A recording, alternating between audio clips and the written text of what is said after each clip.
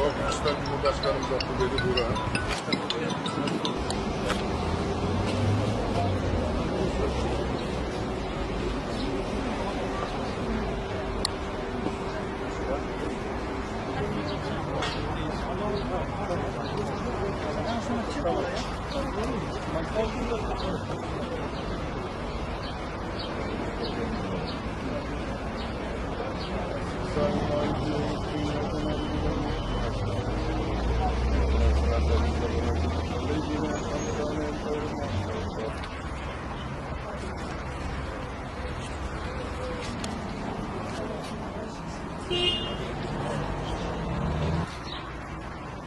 يا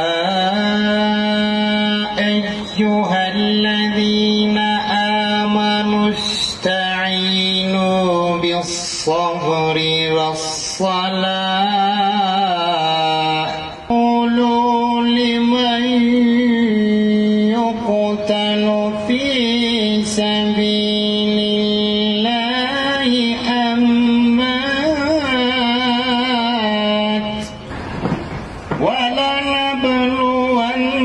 ولنبلونكم بشيء من الخوف والجوع. Biz 15 Temmuz'da Antalya'daydık. 27 gün 5 çocukum vardı. Şahsım olarak nöbette olduk. Hem Türkiye'deki tüm Doğu Türkistanlarını davet ettik. Meydanlardaydı.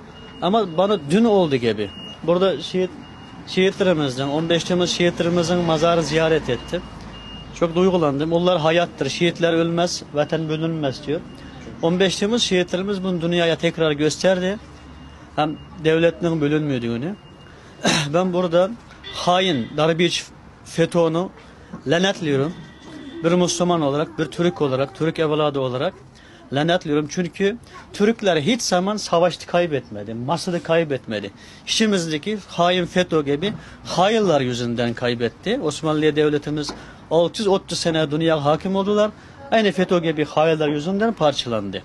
Baksanız Türkiye 630 sene dünya hakim olduğu zaman da dünyanın hiçbir yerinde hiçbir Müslüman, hiçbir Türk, hiçbir insan zulüm görmedi.